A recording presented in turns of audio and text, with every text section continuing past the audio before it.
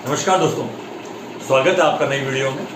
आपसे वादा किया गया था कि उत्तराखंड राज्य गठन का दूसरा पार्ट में जल्दी लाऊंगा, तो आज कोशिश करेंगे कि इस पार्ट में हम राज्य निर्माण आंदोलन पूरा खत्म कर लें।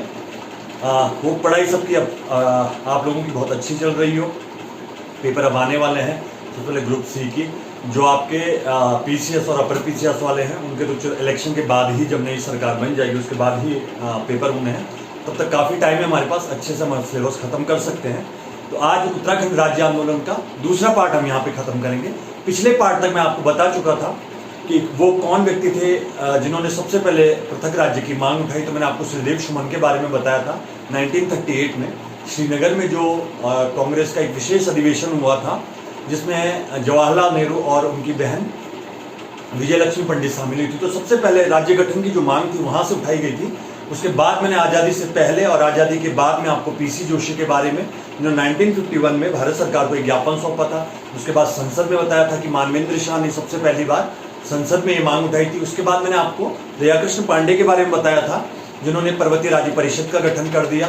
उसके बाद 1970 तक हम पहुंच गए थे और 1970 में हमने पढ़ा था कि पीसी जोशी ने, देखो है बहुत इजी, इसमें कुछ ऐसा नहीं है कि आपको बहुत टफ लगे, पूरी स्टोरियां चलती हैं। देखो पढ़ने का एक तरीका होता है कि आप क्या करें, उसको पूरी स्टोरी की तरह पढ़ें, पूरा इमेजिन करके एक स्टोरी की तरह इसको पूरा क्या करें, आप इसको लें तो आपको बहुत जल्दी समझ में आएगा। और दूसरा, आपने फोकस रखना है रिवीजन पे। जितना ज़्यादा आप किसी टॉपिक का रिवीजन करेंगे उतना आपको फायदा होगा। तीसरी बात इसमें सबसे मेन होती है आपके नोट्स। कोई भी बुक, आप किसी भी बुक को उठा लो, पूरे ऑल ओवर इंडिया में आपका पेपर नहीं निकालेंगे। आपका एग्जाम जो निकलेगा वो आपके हैंडमेड नोट्स से निकलेगा। तो जितने अच्छे ढंग से आप नोट्स बनाएंगे और उन्हीं नोट्स को फॉलो करेंगे। क्योंकि बच्चे क्या करते हैं, यहाँ से एक बुक ली, वहाँ से एक बुक ली, उधर से कुछ पढ़ा, इधर से कुछ पढ़ा। उसमें क्या होता है, एक तो आपके फैक्ट बड़े गड़बड़ हो जाते हैं, दूसरा उसकी लैंग्वेज अलग, इसकी लैंग्वेज, आप तो अपना एक लैंग्वेज नहीं बना पाते हैं। इसलिए अपने नोट्स बनाइए, उन्हीं नोट्स को फॉलो करो, काफ़ी फायदा होगा आपको। रिवीजन पर जितना आप रिवीजन करेंगे, देखो इसमें याद करने वाला तो कोई सीन नहीं है कि आपको रटना है कि मेंस देना है। आपको सबसे पहले तो प्री निकालना है, और ग्रुप सी वालों को तो एक ही एग्जाम निकालना है, 100 नंबर का ऑप्शन आपके पास रहेंगे। बस आपको उस चीज़ की समझ होनी चाहिए, है ना। पहले ऐसे नहीं, पहले उसका होमवर्क बहुत अच्छे से कर लिया करो, उसके बाद उस टॉपिक में घुसा करो। और जो भी पढ़ना है वो पूरा डिटेल में पढ़ना है। वन लाइनर के चक्कर में रहोगे तो बहुत पछताओगे। वन लाइनर के चक्कर में हमेशा आदमी धोखा खाता है। तो इसलिए सबसे अच्छा है अपने नोट्स बनाओ, उन्हीं नोट्सों को बार बार पढ़ो। कोई फालतू की साइट या कोई फालतू की बुक मत उठाओ, है ना, कि टारगेट 300 उठा लिया, टारगेट 400 उठा लिया। परीक्षा वाणी लास्ट के लिए रखा करो, जब आपको लगे कि आपने पूरी चीज़ें डिटेल में पढ़ ली हैं। या लूशियन तब उठाया करो जब आपका पूरा सिलेबस आपने अपने नोट से खत्म कर दिया। उसके बाद प्रैक्टिस के लिए वो सब चीज़ें उठाया करो, पहले मत उठाया करो, नहीं तो समझ में नहीं आएगा। ठीक है, चलो कंटिन्यू करते हैं। तो मैंने आपको बताया था 1970 में पीसी जोशी ने, जो कॉमरेड थे आपके कम्युनिस्ट, पीसी जोशी, इस नाम को याद रखना, ये UKSS दे चुका है आपको। पीसी जोशी ने कुमाऊं राष्ट्रीय मोर्चा का गठन कर दिया था। यहां तक हमने पढ़ लिया था। कुमाऊं राष्ट्रीय मोर्चा का गठन इन्होंने कर दिया था 1970 में। ठीक है, अब जो राज्य आंदोलन है वो काफी अब क्या पढ़ने लगा, स्पीड पकड़ने लग गया। और इसी टाइम उत्तराखंड राज्य आंदोलन में एंट्री होती है एक आदमी की। उस आदमी का नाम था इंद्रमणि बडोनी। ठीक है, तो 1973 में, वैसे इंद्रमणि बडोनी पहले से थे उत्तराखंड राज्य आंदोलन में, पर सक्रिय रूप से जो उनकी एंट्री होगी वो 1973 में होगी। 1973 में आपके इंद्रमणि बडोनी जी आपको बहुत आंसर दिलाएंगे भाई, प्रॉमिस कर रहा हूं मैं आपसे। ये बडोनी जो आपको 3 से 4 नंबर दिला सकते हैं पेपर में। कैसे, मैं बता रहा हूं। एक तो इनका जन्म दिवस याद रखना आप, इनका जन्म कब और कहां हुआ वो बड़ा इंपॉर्टेंट क्वेश्चन है, हमेशा पूछता है। तो याद रखना, इंद्रमणि बडोनी का जो जन्म हुआ था वो 24 दिसंबर 1924 को हुआ था। याद रखना, 24 दिसंबर 1924 को इंद्रमणि बडोनी जी का जन्म होगा। अब मैंने बोला ये आपको बहुत क्वेश्चन दिलाएंगे। कैसे कि 24 दिसंबर को मनाया जाता है उत्तराखंड लोक संस्कृति दिवस। इन्हीं के जन्मदिन के अवसर पर मनाया जाता है उत्तराखंड लोक संस्कृति दिवस। तो याद रखना, एक तो बर्थडे भी पूछेगा इनका कब आता है, तो 24 दिसंबर को आता है। और इसी दिन जो आपकी राज्य सरकार है, उत्तराखंड राज्य सरकार, वो क्या मनाती है, अपना लोक संस्कृति दिवस मनाती है। दूसरा क्वेश्चन याद रखना, अब तो ये पुराना क्वेश्चन हो गया है पर फिर भी आपसे पूछेगा उत्तराखंड का गांधी किसे कहा जाता है। देखो तैयारी का तरीका क्या होता है कि एक टॉपिक उठाओ, उसी टॉपिक से कम 15 से 20 क्वेश्चन बना डालो। सबसे अच्छा तरीका बता रहा हूँ, इस मेथड को फॉलो करो, एक हफ्ते तक बहुत फायदा मिलेगा। एक टॉपिक उठाओ, पहले आपको जितना आता है उस टॉपिक के बारे में लिख लो, जो क्वेश्चन पॉसिबल। जब तक आप हर तरीके से क्वेश्चन बनाना नहीं सीखेंगे तब तक भूल जाओ कि तैयारी अच्छी हो रही है। हर तरीके से आपको क्वेश्चन बनाना चाहिए। एक टॉपिक उठाओ, उसी टॉपिक से कम 10 से 15 क्वेश्चन बना लो, ठीक है। मैं सिर्फ इस टॉपिक से मैं आपको हिस्ट्री में भी ले जा सकता हूँ, ज्योग्राफी में भी ले जा सकता हूँ, पॉलिटी में भी घुसा सकता हूँ, ठीक है, और जीएस में भी घुसा सकता हूँ, ग्लेशियर में ले जा सकता हूँ, टालों में ले जा सकता हूँ। तो ये होती है आपकी तैयारी। याद रखना, अगर आपसे पूछता है उत्तराखंड का गांधी किसे कहा जाता है, तो याद रखना उत्तराखंड का गांधी कहा जाता है आपके इंद्रमणि बडोनी को। सेम जैसे भारतीय राजनीति में गांधी जी का योगदान है, सत्याग्रह किया है, पैदल मार्च करे हैं, और इसके अलावा अन्न सन्न किया है, सेम उत्तराखंड राज्य आंदोलन में आपके इंद्रमणि बडोनी ने किया है, इसीलिए उनको कहा जाता है उत्तराखंड का गांधी। इनके बारे में डिटेल पढ़ेंगे जब उत्तराखंड का क्या पढ़ेंगे, प्रमुख व्यक्तित्व पढ़ेंगे, ठीक है। फिलहाल कुछ चीजें तो याद रखना, इनकी जो सक्रिय एंट्री होती है, सक्रिय प्रवेश होता है उत्तराखंड राज्य आंदोलन में 1973 में होता है। इंद्रमणि बडोनी जी का जन्म याद रखना 24 दिसंबर 1924 को। कहाँ हुआ था तो याद रखना, ग्राम, गांव पूछेगा तो गांव अखोड़ी है इनका गांव, ग्राम है अखोड़ी, ठीक है। अगर ब्लॉक पूछेगा तो जखोल ब्लॉक है इनका, जखोली ब्लॉक भी याद रखना पड़ता है। क्यों? क्योंकि इन्होंने अपनी राजनीति की जो शुरुआत करी थी, राजनीतिक करियर, वो पहले ग्राम प्रधान बने, उसके बाद जखोली ब्लॉक प्रमुख बने, ठीक है। खंड विकास प्रमुख जो बने, ये बने आपके, उसके बाद ये देवप्रयाग से विधायक भी रहे, पर राजनीतिक यात्रा इनका जखोली ब्लॉक प्रमुख से ही शुरू होती है। तो याद रखना इंद्रमणि बडोनी के बारे में, ठीक हो गया। तो इंद्रमणि बडोनी उत्तराखंड का गांधी, 24 दिसंबर को इनके दिन जन्म दिवस पर उत्तराखंड लोक संस्कृति दिवस। याद रखना, आपसे एक और क्वेश्चन पूछेगा, जो खतलिंग ग्लेशियर है आपका, खतलिंग ग्लेशियर टिहरी गढ़वाल में है आपका खतलिंग ग्लेशियर, और इसी खतलिंग ग्लेशियर से एक नदी निकलती है जिसका नाम है भिलंगना। नोट कर लो, पेपर में जरूर पूछेगा भिलंगना नदी का उद्गम स्थल कहाँ है। तो याद रखना, भिलंगना नदी जो निकलती है वो खतलिंग ग्लेशियर से निकलती है। खतलिंग ग्लेशियर किधर पड़ा तो टिहरी गढ़वाल में पड़ा, और खतलिंग ग्लेशियर की खोज या खतलिंग ग्लेशियर की पहली यात्रा जिन्होंने करी थी वो थे आपके इंद्रमणि बडोनी, ठीक है। तो कुछ वैसे इनको डिटेल में बाद में पढ़ेंगे, है ना। तो पर आपको पता होना चाहिए, है ना। इसीलिए मैं बोलता हूँ, ये जो आपका है ना, चाहे उत्तराखंड पढ़ रहे हो, चाहे हिस्ट्री पढ़ रहे हो, पॉलिटी पढ़ रहे हो, ये तो पेपर में काम आएगी, नॉर्मल लाइफ में भी काम आएगी, है ना। अब देखो, अगर अभी मैं मार्केट में चला जाऊँ या बाहर चला जाऊँ, मैं पूछूँ इंद्रमणि बडोनी कौन है, तो बहुत कम लोगों को पता होगा कि इंद्रमणि बडोनी कौन है ना। मैं बहुत कम लोगों को पता होगा कि खतलिंग ग्लेशियर कहाँ है, टिहरी गढ़वाल का, वो सॉरी भिलंगना नदी कहाँ से निकलती है। इवन कि कुछ तो ये भी नहीं पता होगा कि भिलंगना नदी भी है कि नहीं है, ठीक है। तो इसीलिए बोला, जो मेरी वीडियो है वो तो स्टूडेंट के लिए है ही, साथ में जो अपने उत्तराखंड के बारे में, अपनी पॉलिटी के बारे में, अपनी हिस्ट्री के बारे में जानना चाहता है वो जरूर इन वीडियो को देखें। और आप में से 60% लोग ऐसे हैं जिन्होंने अभी तक चैनल सब्सक्राइब नहीं किया। आप वीडियो देखते हैं, अपने नोट्स बनाते हैं और निकल जाते हैं, है ना। मैंने बोला था मेरी फीस कुछ नहीं है, मेरी फीस सिर्फ इतनी है कि आप इसको लाइक करिए, वीडियो को लाइक करिए, जितना हो सकता है शेयर कीजिए। इससे होता क्या है कि देखो, हर बच्चा कोचिंग अफोर्ड नहीं कर सकता है ना। आप भी जानते हैं कि हर बच्चा ऐसा नहीं है कि 1000 रुपये दे के या 1200 दे के कोचिंग अफोर्ड कर सकें। हमारे पहाड़ों में चले जाओ तो बहुत सारे ऐसे बच्चे हैं, घर में लड़कियां हैं, है ना, मैरिड लड़कियां हैं जो कोचिंग नहीं जा सकती हैं, तो उनके लिए ये वीडियो बड़े फ़ायदेमंद हो जाते हैं, है ना। बहुत सारी मेरी दीदी लोग ही हैं जो तैयारी कर रही हैं, है ना, उनके मैसेज आते हैं कि भाई वीडियो नहीं डाल रहा, तो उनके लिए ये बड़ा, तो जितना ज़्यादा आप लाइक करेंगे उतना ज़्यादा यूट्यूब सपोर्ट करेगा, यूट्यूब उसको अपनी उसमें वॉल पे दिखाएगा।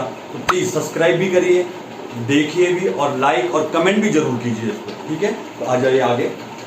तो इंद्रमणि बडोनी की सक्रिय एंट्री हो गई आपकी किसमें, उत्तराखंड राज्य आंदोलन में। इंद्रमणि बडोनी से कुछ क्वेश्चन है जो मैंने आपको बता दिए, वैसे इनके बारे में आगे हम जरूर पढ़ेंगे, ठीक है। याद रखना, इंद्रमणि बडोनी के एक दोस्त थे जिनका नाम था प्रताप सिंह नेगी। इनका नाम था आपका प्रताप सिंह नेगी। तो याद रखना, प्रताप सिंह नेगी और इंद्रमणि बडोनी ने मिलकर कोटद्वार में, वैसे ये आएगा नहीं पर मैं आपको बता रहा हूं, कोटद्वार में इन्होंने 1974 में क्या किया, इंद्रमणि बडोनी और प्रताप सिंह नेगी ने, इन्होंने कोटद्वार में गंगा जल हाथ पे लेकर कसम खा ली। उन्होंने बोला कि 1 वर्ष के भीतर हमें क्या चाहिए, अलग राज्य चाहिए, नहीं तो हम आत्मदाह कर देंगे। तो याद रखना, वैसे बनेगा नहीं पर हो सकता है कि बन जाए।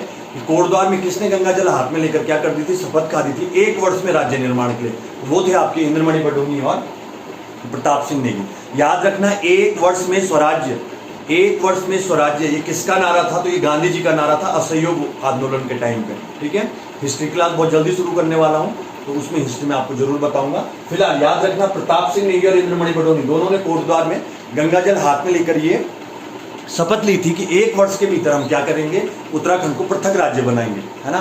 पर यहाँ पर अनफॉर्चुनेटली क्या होता है कि 1975 में, आपको सबको पता है, 1975 में आपकी तत्कालीन प्रधानमंत्री इंदिरा गांधी, याद रखना इंदिरा गांधी से 2 क्वेश्चन, पहली महिला जिन्हें भारत रत्न मिला और उत्तराखंड भारत की पहली महिला प्रधानमंत्री इंदिरा गांधी, है ना। ये बहुत खतरनाक लेडी हुई हैं, इनके बारे में फिर कभी बताएंगे अलग से टॉपिक में। फिलहाल 1975 में इंदिरा गांधी ने आंतरिक गड़बड़ी के आधार पर, किस पर? आंतरिक गड़बड़ी के आधार पर देश में आपातकाल लगा दिया, देश में इमरजेंसी लगा दी। याद रखना, जो राष्ट्रीय आपातकाल लगता है वो आर्टिकल 352 के तहत लगता है, ध्यान रखना।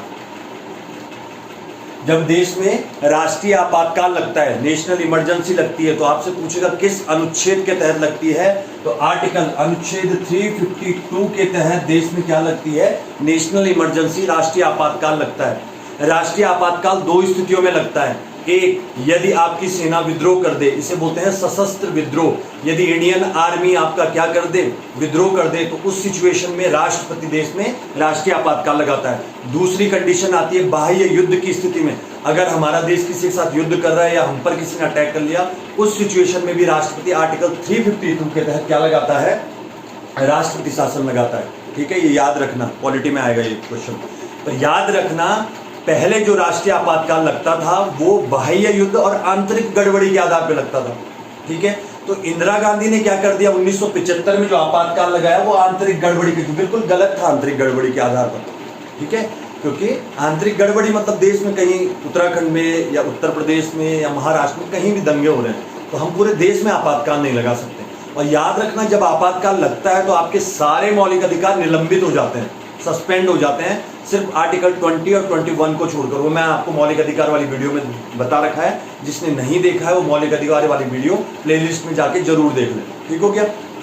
तो देखो, तो 1975 में इंदिरा गांधी ने आंतरिक गड़बड़ी के आधार पर आपातकाल लगा दिया, और इसी के साथ जो आपका उत्तराखंड राज्य आंदोलन था वो भी क्या पड़ गया? हल्का पड़ गया, है ना। और किसी आंदोलन में गैप आना, किसी आंदोलन में क्या होना? गैप आना कुछ दिनों का, तो वो बहुत बड़ा क्या होता है? ड्रॉबैक होता है उस आंदोलन का। तो उत्तराखंड राज्य आंदोलन के साथ भी यही हुआ कि जैसे ही उत्तराखंड देश में आपातकाल लगा, जो उत्तराखंड राज्य आंदोलन था वो क्या पड़ गया? आपका थोड़ा सुस्त पड़ गया। ठीक है, 1 मिनट दीजिए।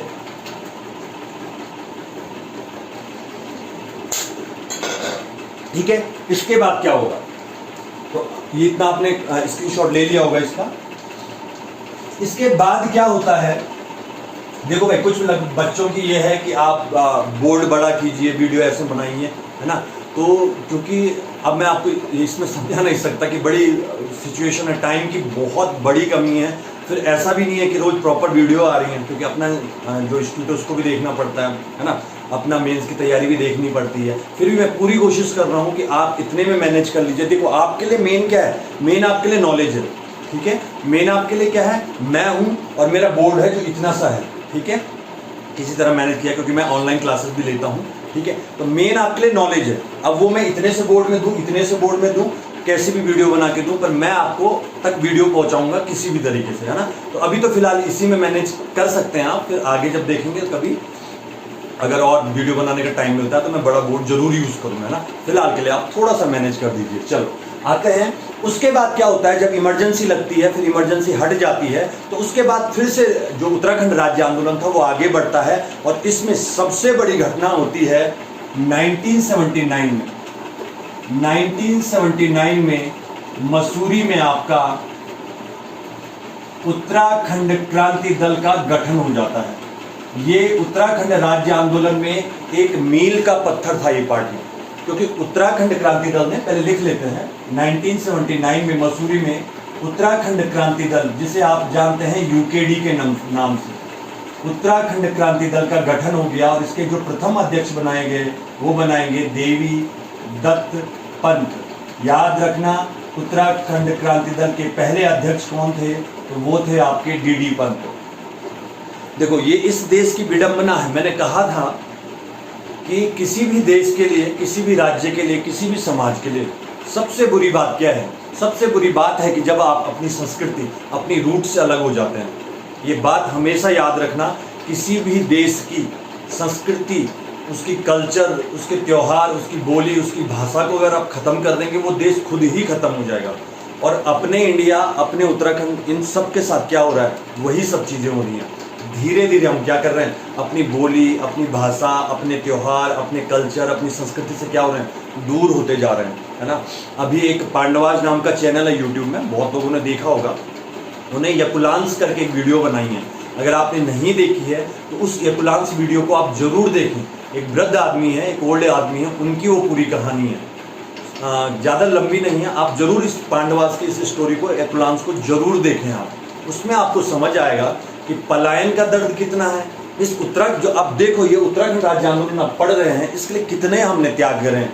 अभी आप रामपुर तिराहा पढ़ेंगे, मसूरी कांड पढ़ेंगे, खटीमा कांड पढ़ेंगे, श्रीयंत्र टापू कांड पढ़ेंगे, है ना। तो इतनी ज़्यादा बलिदानों के बाद हमें ये राज्य मिला था। एक छोटा सा राज्य था हमारा। हम चाहते, अगर हमारे नेता चाहते या हमारे लोग चाहते कि इसकी तरक्की हो सके, बहुत अच्छा डेवलपमेंट हो सकता था। क्योंकि टूरिस्ट का हब है पूरा उत्तराखंड, एजुकेशन का हब है पूरा उत्तराखंड, पर उसके लिए कोई काम नहीं हो रहा है बिल्कुल। तो इस बार अब जब 2022 में चुनाव है तो हम लोगों की भी ये कमी है, हम अच्छा कैंडिडेट आगे भेजते नहीं हैं। तो जिम्मेदारी सिर्फ सरकारों की नहीं होती। वहाँ गांधी जी कहा करते थे कि कोई भी देश महान कैसे बनता है? वहाँ की सरकारों से महान नहीं बनता है, वहाँ के प्रधानमंत्री, वहाँ के राष्ट्रपति से महान नहीं बनता है। कोई भी देश महान बनता है उस देश के नागरिकों से, है ना। और हम अपनी स्थिति देख लीजिए कि किस स्थिति में हम हैं। और तो इसलिए तो 2022 में अब जो इलेक्शन होने वाले हैं उत्तराखंड में, तो जरूर आप बहुत अच्छे कैंडिडेट को वोट दें। पार्टी देख के, किसी एक इंडिविजुअल चेहरे को देख के वोट कभी मत कीजिएगा, है ना। तो इस अगर देखो हमेशा अपने लोकल, आप देखो अगर उत्तराखंड क्रांति दल को सपोर्ट किया जाता तो आज यहाँ भी राज्य में उत्तराखंड क्रांति दल की सरकार होती। जब अपने लोग सरकार में होंगे, अब देखो आप एक नॉर्मल आप विधायक की सोचो, अगर आप विधायक से मिलना जाना चाहते हैं किसी भी समस्या के लिए, विधायक आपसे मिलने के लिए तैयार नहीं होगा। आप उसके सामने कुछ समस्या रख लीजिए, वो आपसे सीधे मुंह बात करने के लिए तैयार नहीं होगा, ठीक है। तो इसलिए अपना वोट, इसलिए मैंने बोला कि शासन की सर्वोच्च शक्ति जनता में निहित है उत्तराखंड, मतलब पूरे भारत में। संविधान में आपको ये अधिकार दिया है 5 साल बाद वोटिंग का। तो हमेशा आपको कोई अधिकार नहीं है सरकार को कुछ बोलने का। यदि आप अच्छा आदमी भेजते हैं या आप वोट नहीं करते हैं तो आपको सरकार को कोसने का भी कोई मतलब नहीं है, ठीक है। फिर सरकार जैसा मर्जी वैसा काम करे, क्योंकि आपने कैंडिडेट ही वैसे भेजे हैं।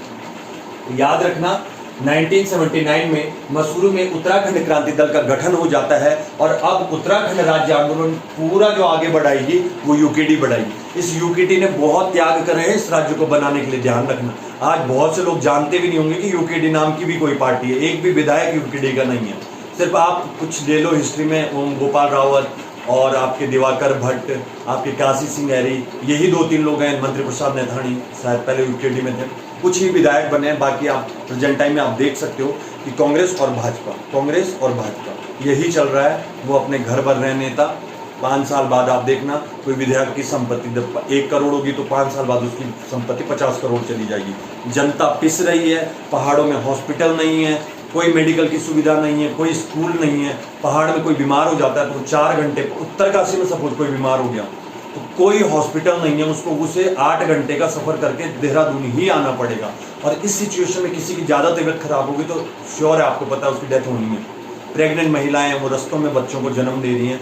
इसीलिए सर इसी दिन के लिए हमने क्या किया था, पृथक उत्तराखंड बनाया था, है ना। इसीलिए मैंने बोला जीबी पंत ने हमेशा इस चीज़ का विरोध किया। कल मैं मंगलेश डबराल की एक कविता पढ़ रहा था, क्योंकि अब टाइम बहुत ज़्यादा हो जाएगा एकदम आप पक्का, तो किसी दिन मैं मंगलेश डबराल की एक कविता आपको सुनाऊंगा। लिखना चाहता हूँ आ से अनार, लिखना चाहता हूँ आ से अमरूद, पर लिख क्या रहा हूँ, आ से अनर्थ लिख रहा हूँ, आ से क्या लिख रहा हूँ, अनर्थ लिख रहा हूँ। लिखना चाहता हूँ क से कबूतर, लिखना चाहता हूँ क से कबूतर, लिखना चाहता हूँ क से कलम, पर लिख क्या रहा हूँ, क से लिख रहा हूँ काल। ठीक है, तो ये कविता मैं आपको जरूर सुनाऊंगा। मंगलेश डबराल जी की कविता है, कल हिंदी दिवस के अवसर पर मैं सुन रहा था इसको। चलो तो आगे बढ़ते हैं। 1979 में उत्तराखंड क्रांति दल का गठन होता है और इसमें भी फिर वही नेतागिरी का चक्कर। क्या होता है कि 1979 में जब उत्तराखंड का गठन होता है फिर इसमें क्या चलती है, अंदरूनी गुटबाजी चलती है। और 1987 में यूकेडी का क्या हो जाता है, विभाजन हो जाता है। अब नेता भी जब हमारे ऐसे ही हैं तो हम क्या कर सकते हैं, है ना। तो यूकेडी में क्या हो गया, विभाजन। तो क्वेश्चन आएगा यूकेडी में विभाजन कब हुआ, तो पहले गठन याद रखना। 1979 में क्या हुआ, यूकेडी का गठन होता है। 1987 में यूकेडी का विभाजन, मतलब दो भाग में यूकेडी बढ़ जाती है। इसमें जो मेन यूकेडी रहती है, मुख्य पार्टी जो रहती है, उसके अध्यक्ष बनाए जाते हैं काशी सिंह एरी को। उसके अध्यक्ष बनाए जाते हैं काशी सिंह एरी, और ये एक युवा नेता थे। तो इन्होंने उत्तराखंड राज्य आंदोलन में नई जान फूंक दी। ठीक है, तो ये यूकेडी के बारे में आप ध्यान रखना। 1979 में यूकेडी का गठन मसूरी में हुआ। यूकेडी के पहले अध्यक्ष याद रखना, वो थे आपके देवीदत्त पंत।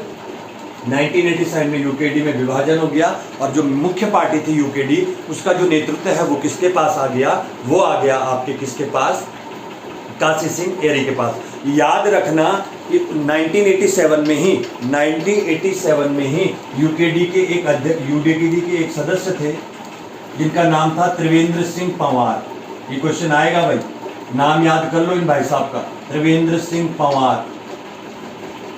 यूकेडी के एक सदस्य थे त्रिवेंद्र सिंह पंवार, और इन्होंने क्या कर दिया, संसद में पत्र बम फेंक दिया। तो याद रखना, आपसे क्वेश्चन पूछेगा कि उत्तराखंड का वो कौन सा व्यक्ति थे जिन्होंने संसद में पत्र बम फेंक दिया।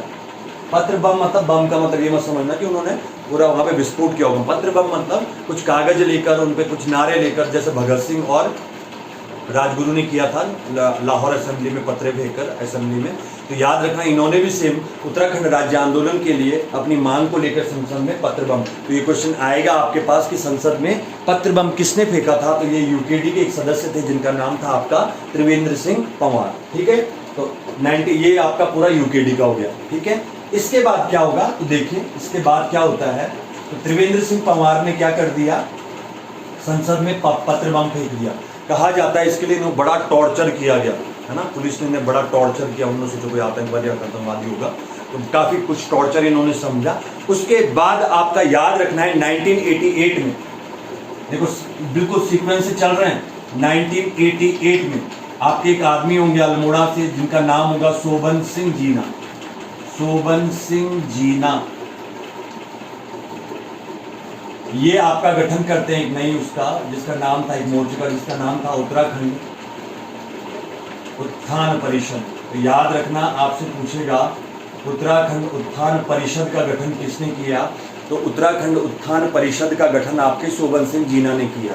ठीक हो गया। उसके बाद आ जाते हैं आप 1989 पे।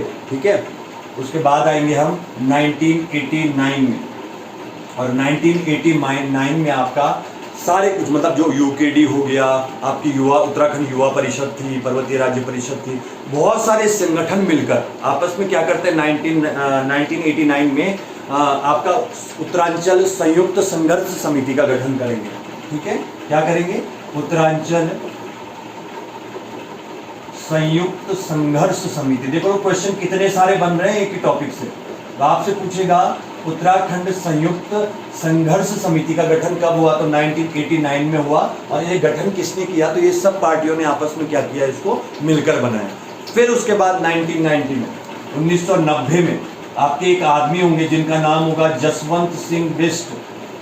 जसवंत सिंह बिष्ट, जसवंत सिंह बिष्ट। तो जसवंत सिंह बिष्ट से आपने याद रखना है दो क्वेश्चन। एक क्वेश्चन तो जसवंत सिंह बिष्ट से आएगा आपका कि पहाड़ का गांधी किसे कहा जाता है, तो याद रखना पहाड़ का गांधी कहा जाता है जसवंत सिंह बिष्ट को।